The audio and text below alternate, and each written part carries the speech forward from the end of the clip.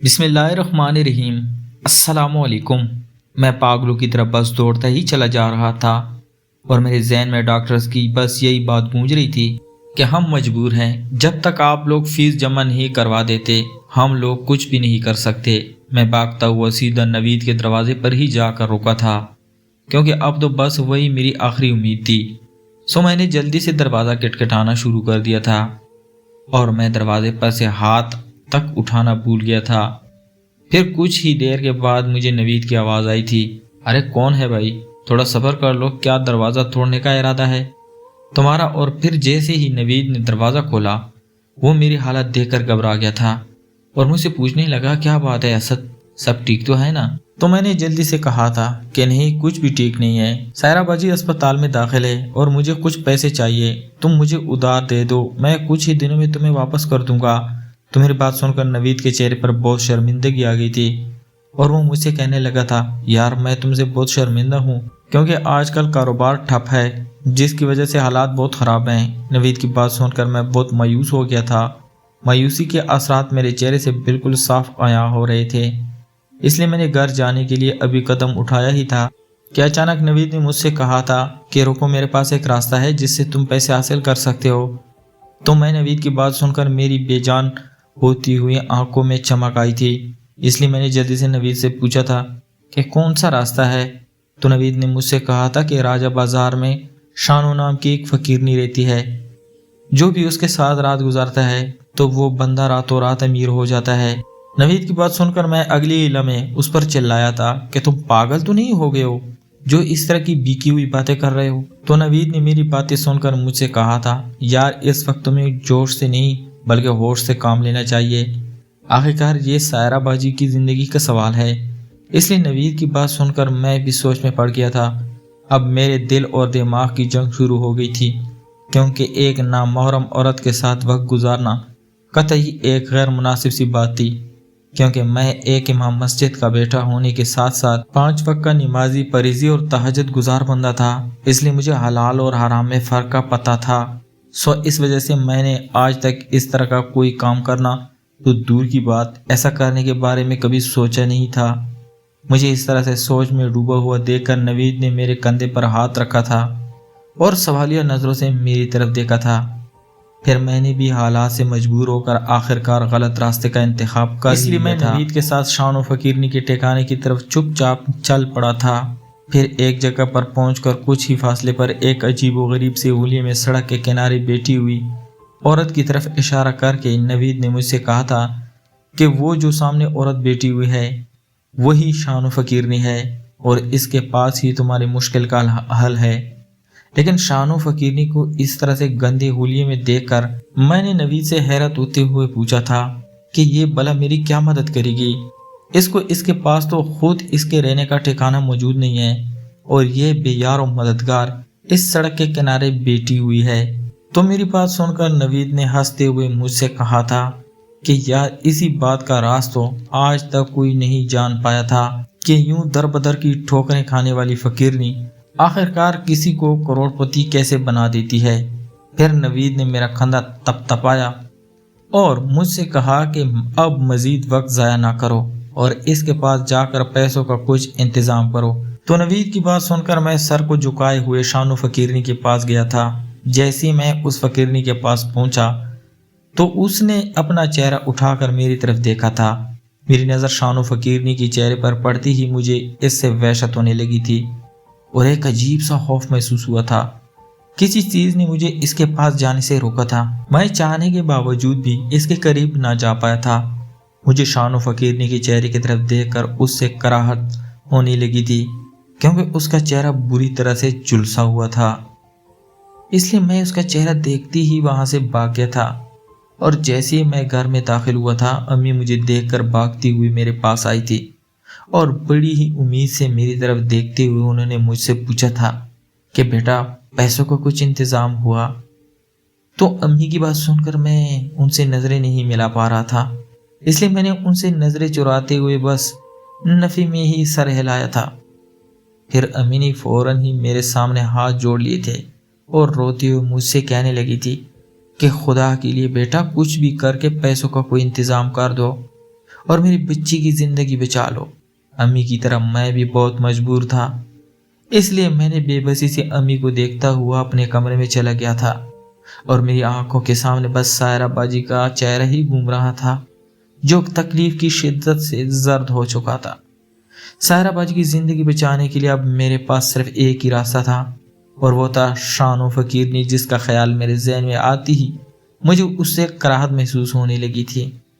میں یہ بات سوچنے پر مجبور ہو گیا تھا کہ جس عورت کے تصور سے ہی گھن آتی ہے تو بھلا کوئی بھی شخص اس عورت کے ساتھ وقت کیسے گزار سکتا ہے۔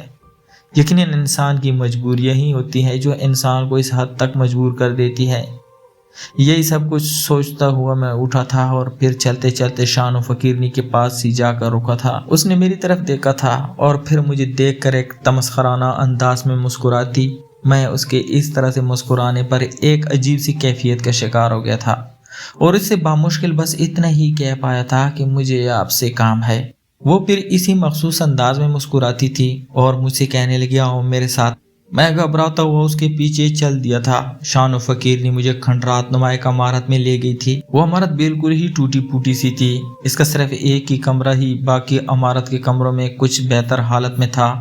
وہ اس کمرے میں داخل ہوتی ہی ایک بیڈ پر بیٹھ گئی تھی اور مجھ سے بولی بتاؤ تم میرے پاس کیوں آئے ہو، کیا چاہیے تمہیں، پیسے یا پھر میرا وقت؟ تو میں نے ڈرتی ہوئی شان فقیرنی سے کہا تھا کہ کچھ پیسے چاہیے تھے مجھے۔ تو میری بات سن کر شان فقیرنی فوراً سے اٹھی تھی اور کمرے میں موجود ایک ٹوٹی ہوئی الماری کے پاس جا کر کھڑی ہو گئی تھی اور خود کو مصروف ظاہر کروانے لگی تھی۔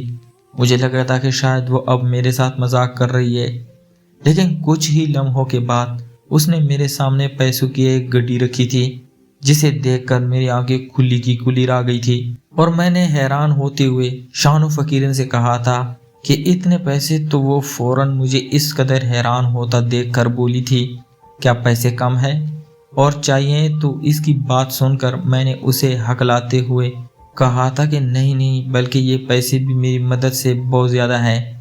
تو میں نے جلدی سے پیسے اپنی جیب میں رکھے تھے اور پھر میں شان فقیرنی کا شکریہ ادا کرتے ہوئے وہاں سے اسپتال جانے کے لیے نکلا تھا۔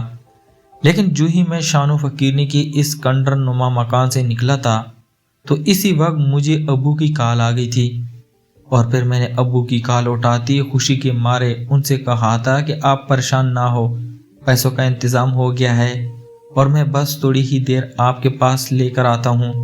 تو میری بات سن کر ابو مجھ سے کہنے لگے تھے کہ بیٹا سارا کا آپریشن ہو گیا ہے اور اب اس کی جان خطرے سے باہر ہے۔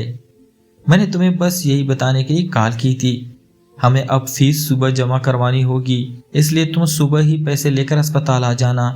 تو ابو کی بات سن کر میں نے خدا کا شکر ادا کیا تھا اور ساتھ ہی ابو سے پوچھا تھا کہ آخر ڈاکٹر مان کیسے گئے، جبکہ وہ تو فیس جمع کروائے بغیر سائرہ باجی کا چیک اپ کرانے کا بھی روادار نہیں تھے۔ تو ابو نے مجھے بتایا کہ اچانک سائرہ کی طبیعت بہت خراب ہو گئی تھی، ڈاکٹر میری منت سماجت کرنے کے باوجود بھی سائرہ کا ٹریٹمنٹ کرنے کو راضی نہیں ہو رہا تھا، اس لیے میں بیٹھ کر اپنی بے بسی پر رو رہا تھا کہ اچانک ایک نوجوان ڈاکٹر میرے پاس آ کر رکا تھا اور پھر مجھے غور کے ساتھ دیکھنے لگا تھا۔ مجھے ایسے لگا تھا جیسے وہ مجھے پہچاننے کی کوشش کر رہا ہو۔ پھر تھوڑی ہی دیر کے بعد مجھے یوں روتا ہوا دیکھ کر مجھ سے کہنے لگا تھا کہ استاد جی آپ یہاں پر بیٹھ کر رو کیوں رہے ہیں؟ تو میں نے سر اٹھا کر اس کی طرف دیکھا تھا، لیکن میں اس انجان چہرے کو پہچان نہیں پایا تھا، لیکن پھر بھی میں نے اسے اپنی ساری درد بری کہانی سنائی تھی اور اسے پوچھا تھا کہ بیٹا آخر تم مجھے استاد جی کیوں کہہ رہے ہو، کیا تم مجھے جانتے ہو؟ تو اس ڈاکٹر نے مجھے بتایا تھا کہ جی بالکل میں آپ کو جانتا ہوں، میں نے قرآن پاک آپ سے ہی پڑھا ہے اور ویسی بھی آپ کی نیک نیتی سے تو پورا راجہ بازار ہی واقف ہے۔ پھر اس ڈاکٹر نے مجھے تسلی دیتے ہوئے کہا تھا کہ آپ پریشان نہ ہو، میں اپنے اسٹاف سے کہہ کر آپ کی بیٹی کا چیک اپ کروا دیتا ہوں اور ان سے یہ بھی کہہ دوں گا کہ ان کا ٹریٹمنٹ فوراً سے شروع کر دیں اور باقی جو ڈیوز ہیں وہ آپ صبح تک جمع کروا دینا۔ یہ سارا قصہ سن کر ابو نے اس ڈاکٹر کو بہت دعائیں دی تھیں اور پھر مجھ سے کہنے لگے تھے کہ دیکھ لو بیٹا اچھے لوگ ابھی بھی اس دنیا میں باقی ہیں، خدا نے اس ڈاکٹر کو میرے پاس ایک فرشتہ بنا کر بھیجا تھا۔ تو ابو کی بات سن کر میری آنکھوں کے سامنے شان فقیرنی آ گئی تھی اور وہ بھی مجھے ایک مددگار فرشتہ ہی لگی تھی۔ लेकिन अगली ही लम्हे मैंने दिल में सोचा था कि आखिर उसके साथ इतने ज़्यादा पैसे कहाँ से आए और इसने मुझसे कुछ भी पूछे बगैर मेरी मदद क्यों की थी। और वैसे भी भीख मांगने से तो इंसान के पास इतने पैसे नहीं आते जितने पैसे शान फ़कीरनी के पास थे। और फिर मैंने ये बात भी ठान ली थी कि मैं शान फ़कीरनी की इस राज के बारे में जान कर ही रहूँगा कि आखिर वो किस तरह लोगों को करोड़पति बना देती है और ये सब कुछ करके उसे क्या फ़ायदा होता है। इसलिए मैं फ़ौरन से मुड़ा था और एक बार फिर से शान फ़कीरनी के सामने जाकर खड़ा हुआ था। फिर शान फ़कीरनी ने मुझे देखते हुए मुझसे पूछा था कि तुम्हारा काम तो हो गया है, अब तुम दोबारा मेरे पास क्यों आए हो, क्या और पैसों की ज़रूरत है तुम्हें? तो मैं शान फ़कीरनी की बात सुनकर उससे शर्मिंदा हो गया था और उससे कहने लगा था कि मुझे पैसे नहीं चाहिए, बल्कि मैं यहाँ पर दोबारा तुम्हारी कहानी सुनने आया हूँ। फिर मैंने उससे हमदर्दी करते हुए पूछा था कि तुम्हारे चेहरे को क्या हुआ है, तुम्हारे साथ इतना बड़ा जुल्म आखिर किसने किया है और तुम्हारे पास इतने पैसे कहाँ से आए? तो मेरी बात सुनकर शान फ़कीरनी की आंखों में आंसू आ गए थे। उसकी आंखों में आंसू देखकर मैंने उससे कहा था कि अगर तुम्हें मेरी बात बुरी लगी है तो मैं तुमसे माफ़ी चाहता हूँ, मेरा मकसद तुम्हें बिल्कुल भी हर्ट करने का नहीं था। तो शान फ़कीरनी मुझसे कहने लगी थी कि नहीं, मुझे तुम्हारी बातें सुनकर दुख नहीं हुआ, बल्कि मेरी आंखों में आंसू इसलिए आए हैं क्योंकि आज इतने सालों के बाद किसी ने मुझसे मेरे बारे में पूछा था, इसलिए मुझे अच्छा लगा है। तो फिर शान फ़कीरनी की बात सुनकर मैं भी कुछ हद तक पुरसुकून हो गया था। फिर शान फ़कीरनी ने मुझसे कहा कि मैंने बहुत से लोगों की मदद की है, मैंने आज तक किसी की आंखों में अपने लिए हमदर्दी नहीं देखी थी, बल्कि मुझे तो लोग हमेशा ही हकारत और नफरत भरी निगाहों से ही देखते हैं, जबकि इस सब में तो मेरा कोई कसूर नहीं है। अलबत्ता सब लोग ही मुझसे अपना मतलब निकालते थे और फिर अपना मतलब पूरा हो जाने के बाद आज तक किसी ने पलट कर भी मुझे नहीं देखा था, बल्कि अपना मकसद पूरा हो जाने के बाद वो लोग चलते बनते थे। मुझे अच्छा लगा है कि तुमने मेरे बारे में सोचा है। तो मैं तुम्हें बताती हूँ कि मैं ख़ानदानी फ़कीरनी नहीं हूँ, बल्कि मेरा ताल्लुक़ एक अमीर घराने से है। मेरे दादा एक गांव में रहते थे और वो इस गांव के जागीरदार थे और उनकी अपनी बहुत सी ज़मीनें थी। मेरे दादाजी के दो ही बेटे थे, एक मेरे अब्बू और दूसरे मेरे चचा जी। मेरे दादा के घर में किसी भी चीज़ की कोई कमी नहीं थी और इनके काम करने के लिए भी बहुत से नौकर मौजूद थे। दादाजी की वफ़ात के बाद मेरे अब्बू काम के सिलसिले में शहर आ गए थे और फिर उन्होंने यहाँ पर आकर अपना कारोबार भी शुरू कर लिया था। शहर में आकर अब्बू को बहुत ज़्यादा मुनाफा हुआ था और उनका कारोबार भी हफ्तों में ही फैल गया था। फिर अब्बू ने मुझे और अम्मी को भी गाँव से शहर में ही बुलाया था, क्योंकि मैं अपने माँ बाप की अकलौती औलाद थी। इसलिए मेरे वालिदैन मुझे बहुत प्यार करते थे और मेरे बड़े लाड उठाते थे। जब मैं 5 साल की हुई तो फिर अब्बू ने मेरा दाखिला एक बहुत ही अच्छे स्कूल में करवा दिया था। अब यहाँ पर भी हमारे लाखों की प्रॉपर्टी बन चुकी थी, क्योंकि मेरे अब्बू साफ दिल के मालिक थे। इसलिए खुदा ने इन्हें ज़िंदगी के हर कदम पर कामयाबी अता की थी, जबकि उनके बरक्स मेरे चाचा बहुत लालची तबीयत के मालिक थे। उनकी नज़रें हर वक्त ही हमारे अब्बू के कारोबार और ज़मीनों की तरफ लगी रहती थी जिन्हें वो हासिल करना चाहते थे। और वैसे भी चाचा को बिजनेस में कोई ख़ास महारत हासिल नहीं थी। वो जो भी काम करते थे उनको हमेशा ही बहुत नुकसान होता था। इस तरह से वो अपने नुकसान को पूरा करने के चक्कर में अपनी आधी से ज़्यादा प्रॉपर्टी ज़ाया कर चुके थे। मेरे चाचा जी के 2 बेटे थे और दोनों ही मुझसे उम्र में बड़े थे। मेरे अब्बू के समझाने के बावजूद भी चाचा ने इन्हें स्कूल बेचने के बजाय इन्हें भी अपने साथ खेती बाड़ी के कामों में लगा दिया था। फिर एक वक्त ऐसा आया था कि चाचा की सारी ज़मीनें बिक गई थी और नौबत फाकों तक आ गई। फिर मेरे अब्बू को चाचा और उनके ख़ानदान पर बहुत तरस आया था और उन्होंने इनको भी अपने पास शहर में बुला लिया था और इनको भी एक कारोबार सेट करके दे दिया था, जिससे उनके हालात बेहतर होने लगे थे। क्योंकि वो बहुत लालची थे, इसलिए वो अब्बू से हमेशा शिकायत करते रहते थे कि वो जो कारोबार उन्होंने सेट करके दिया है उसमें तो सिर्फ वक्त ही ज़ाया हो रहा है, मुनाफा कुछ खास नहीं होता। चचा की बात सुनकर अब्बू को बुरा तो लगता था, लेकिन उन्होंने चचा पर कुछ भी जाहिर नहीं होने दिया था। और फिर अब्बू ने चचा को पैसे दे दिए थे और उनसे कहा था कि इन पैसों से तुम अपनी मर्जी का कारोबार शुरू कर लो। अब्बू ने चचा को पैसों के साथ साथ ज़मीन भी खरीद कर दी थी और इस ज़मीन को चचा के नाम पर ही करवाया था। लेकिन फिर हमेशा की तरह चचा का बिजनेस चल नहीं पाया था, जिसकी वजह से अब्बू का सारा पैसा डूब गया था और इन्हें बहुत ज्यादा नुकसान भी हुआ था। फिर उस नुकसान के बाद अब्बू ने चचा की एक ना सुनी थी और उनके दोनों बेटे को ही एक अच्छे स्कूल में दाखिल करवा दिया था। फिर अब्बू ने चचा से कहा था कि अब कुछ अरसे के लिए तुम मेरे साथ काम करो और मुझे देखो कि मैं किस तरह से कारोबार चलाता हूँ। इस तरह मेरे साथ काम करने से तुम्हें पता चल जाएगा कि कारोबार किस तरह से चलाते हैं और तुम्हें कारोबार के बारे में बुनियादी मालूमात भी हासिल हो जाएंगी। फिर चचा ने अब्बू की बात मान ली थी और उनके साथ ही मिलकर काम करना शुरू कर दिया था। अब्बू ने चचा पर बहुत भरोसा किया था और अपने कारोबार की सारी जिम्मेदारी चचा को दे दी थी। लेकिन चचा ने कारोबार संभालते ही पैसों में हीरा फेरी करना शुरू कर दी थी। अब्बू को इस बात का पता था, लेकिन उन्होंने कभी भी चचा को कुछ नहीं कहा था, बल्कि अपना दिल बड़ा करके और चचा को छोटा भाई समझकर हमेशा ही माफ कर देते थे, जिसका चाचा ने बहुत नाजायज फायदा उठाया था। चाचा अपनी हर मुमकिन कोशिश कर रहे थे कि वो किसी न किसी तरीके से अब्बू का सारा बिजनेस हाथ ले। अब तो वो हर वक्त ही कोई न कोई नई चाल चाहते थे कि अब्बू खुद ही अपना सब कुछ इनके हवाले कर दे, लेकिन चचा हर दफा अपनी साजिशों में नाकाम होते जाते थे। अब तो चची ने अम्मी को बातें सुनाना शुरू कर दी थी कि बापी आप खुद ही सोचें, लोग क्या कहते होंगे कि बड़े भाई ने अपने ही छोटे भाई को मुलाजिम पर रखा हुआ है। अब्बू की तरह अम्मी भी बड़े दिल की मालिक थी, इसलिए वो भी चची की बातों पर कोई खास कान ना धरती थी। वह काफी तेजी के साथ गुजरता था और अब मैं भी जवान हो चुकी थी, इसलिए मैं अच्छे तरीके से चचा और उनकी खानदान की फितरत से वाकिफ थी और इनका मकसद समझती थी। इसलिए मुझे चचा और उनकी फैमिली कभी अच्छी नहीं लगती थी। चचा का हसद और लालच बढ़ता ही जा रहा था। मैंने कई दफा इस मौजू पर अब्बू से बात भी की थी, लेकिन वो मुझे हर दफा ही टाल देते थे। एक रात हम लोग सो रहे थे कि अचानक से एक जोरदार धमाका हुआ था और सब कुछ ही जमीन बोझ हो गया था और फिर उसके बाद मेरी आंख खुली थी तो मैंने खुद को अस्पताल में पाया था। मुझे बहुत तकलीफ हो रही थी तो मैंने दर्द की शिद्दत से चिल्लाना शुरू कर दिया था। फिर डॉक्टर्स ने मुझे पुरसुकून करने के लिए एक इंजेक्शन लगाया था, जिसके लगते ही मैं गहरी नींद में सो गई थी। फिर कुछ ही घंटों के बाद जब मैं होश में आई थी तो मुझे कुछ लोगों की आवाज़ें सुनाई देने लगी थी। वो लोग मेरे पास ही खड़े बातें कर रहे थे। फिर मैंने बड़ी मुश्किल के साथ आंखें खोलकर सामने देखा था, जहाँ पर चची और चचा खड़े बातें कर रहे थे।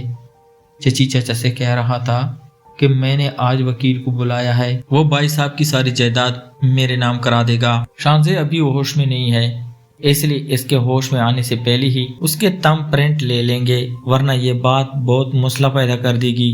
चचा की बातें सुनकर चची भी इसकी ताकीद कर रही थी।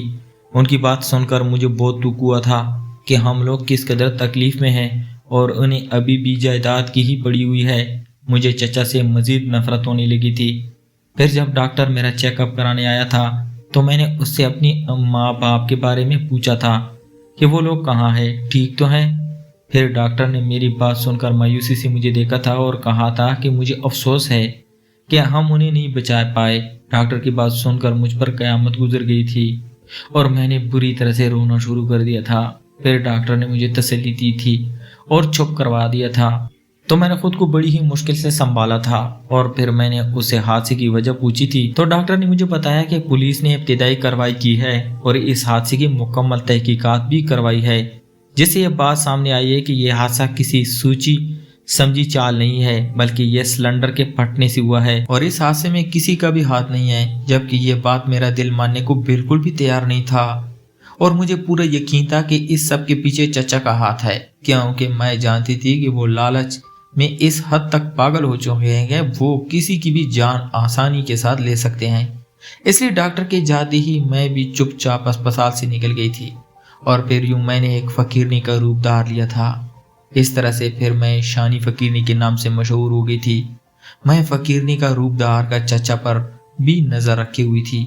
चचा मुझे ढूंढने की हर मुमकिन कोशिश कर रहा था ताकि वो मुझे तलाश करके मेरी सारी जायदाद अपने नाम करवा लें, लेकिन मैंने भी ये बात ठान ली थी कि ये सब कुछ मैं किसी कीमत पर भी नहीं होने दूंगी। मैं कतई ये नहीं होने देना चाहती थी कि मेरे बाप का कातिल उनकी पैसों पर ऐश करे। इसलिए मैं एक गुमनाम जिंदगी गुजारने लगी थी। मैं अच्छी तरह से जानती थी کہ اگر میں اپنے گھر واپس چلی گئی تو چچا مجھے بھی قتل کر دیں گے، کیونکہ جائیداد بھی میرے نام پر تھی۔ اتنی بڑی چال چلنے کے باوجود بھی چچا کے ہاتھ کچھ بھی نہیں آیا تھا اور وہ خالی ہاتھ آ گئے تھے۔ اس بات سے چچا کو بہت صدمہ ہوا تھا، جس کی وجہ سے انہیں فالج کا اٹیک ہو گیا تھا اور وہ ہمیشہ کے لیے معذور ہو گئے تھے۔ ابو کو دھوکہ دے کر چچا نے جتنا بھی پیسہ لوٹا تھا وہ سب ان کی بیماری پر ہی لگ گیا تھا اور وہ بالکل ہی خالی ہاتھ آ گئے تھے۔ ارسل اور مرسل نے بھی چچا اور چچی کے ساتھ ہر قسم کا تعلق ختم کر لیا تھا اور دونوں ہی بھائی ان کو چھوڑ کر اپنی الگ دنیا میں ہی مگن ہو گئے تھے۔ چچا کو خدا نے ان کی سزا اس دنیا میں ہی دے دی تھی۔ لوگ چچا پر ترس کھا کر ان کو صدقہ دے دیتے تھے، جس پر وہ بمشکل ہی گزارا کر پا رہے تھے۔ پھر ایک دو دفعہ جا کر میں نے اپنے گھر کا چکر لگایا تھا، جس کو چچا نے اپنے رہنے کے لیے دوبارہ سے تعمیر کروا لیا تھا، لیکن وہاں پر رہنا شاید ان کی قسمت میں ہی نہیں تھا۔ وہاں پر جا کر میرا دل پھٹ گیا تھا۔ اس خالی اور ویران گھر کو دیکھ کر میری حالت خراب ہو گئی تھی۔ مجھے ہر جگہ ہی اپنے امی اور ابو کا مسکراتا ہوا چہرہ نظر آ رہا تھا۔ مجھ سے اب اس گھر میں رکا نہیں جا رہا تھا، اس لیے میں وہاں سے فوراً ہی واپس چلی آئی تھی۔ پھر میں نے ابو کی جائیداد سے لوگوں کی مدد اس نیت کے ساتھ کرنا شروع کر دی تھی تاکہ اس کا ثواب میرے ماں باپ کو ملتا رہے۔ شانی فقیرنی باتیں سن کر مجھے دلی دکھ ہوا تھا اور پھر میں نے اس سے پوچھا تھا کہ آخر تمہیں کس طرح سے پتہ چلتا ہے کہ اس بندے کو واقعی پیسوں کی ضرورت ہے؟ تو شانی فقیرنی میری بات سن کر دکھی سے انداز میں مسکراتی تھی اور مجھ سے کہنے لگی تھی کہ میری صورت اس قدر خراب ہو چکی ہے، جو اسے ایک بار دیکھ لیتا ہے وہ دوبارہ میرے چہرے کی طرف دیکھتا تک نہیں ہے اور فوراً ہی وہاں سے بھاگ جاتا ہے، لیکن جو واقعی میں مجبور ہوتا ہے وہ پلٹ کر میرے پاس آ جاتا ہے اور پھر میں اس طرح مجھے پتہ چل جاتا ہے کہ یہ بندہ واقعی میں حالات سے مجبور ہے۔ پھر شانو فقیرنی مجھے دیکھ کر مسکرائی اور مجھ سے کہنے لگی تھی، بالکل تمہاری طرح، جیسے کوئی مجبوری تمہیں ایک بار پھر سے میرے پاس لے آئی تھی۔ تم بتاؤ تمہیں کیا مجبوری تھی؟ پھر میں نے اسے بتایا کہ میری بہن سائرہ کی ایک ہفتے بعد شادی تھی، تیاریاں مکمل ہو چکی تھی کہ اچانک سے سائرہ باجی کے اپینڈکس میں درد شروع ہو گئی تھی۔ ڈاکٹر نے آپریشن کا بتایا تھا، لیکن ہمارے پاس پیسے نہیں تھے۔ پھر میرے دوست نے مجھے تمہارے بارے میں بتایا تھا، اس لیے میں پیسوں کی خاطر تمہارے پاس آ گیا تھا۔ پھر میں نے اٹھ کر شانو فقیرنی کے سر پر ہاتھ رکھا تھا اور اس سے کہا تھا کہ تم نے میری بہن کی جان بچائی ہے اور میں تمہارا بہت شکر گزار ہوں، اور آج سے سائرہ باجی کے ساتھ ساتھ تم بھی میری بہن ہو۔ پھر میں نے ڈاکٹر سے مشورہ کر کے شانو فقیرنی کے چہرے کی سرجری کروا دی تھی اور پھر ہم نے مل کر ایک NGO کھول لی تھی، اور کچھ عرصے کے بعد میں نے ایک اچھی جگہ شانو کی شادی بھی کروا دی تھی اور اب میری دونوں بہنیں اپنے گھروں میں خوشحال زندگی گزار رہی ہیں۔ تو پیارے دوستو، میں امید کرتا ہوں آپ کو آج کی کہانی پسند آئی ہوگی۔ اگر تو آپ کو ہماری کہانیاں پسند ہے تو ہمارے چینل کو لائک اور سبسکرائب کریں اور اس کہانی کو اپنے دوستوں کے ساتھ شیئر کریں۔ ملتے ہیں ایک اور انٹرسٹنگ سٹوری کے ساتھ، تب تک اپنا ڈھیر سارا خیال رکھیے گا۔ اللہ حافظ۔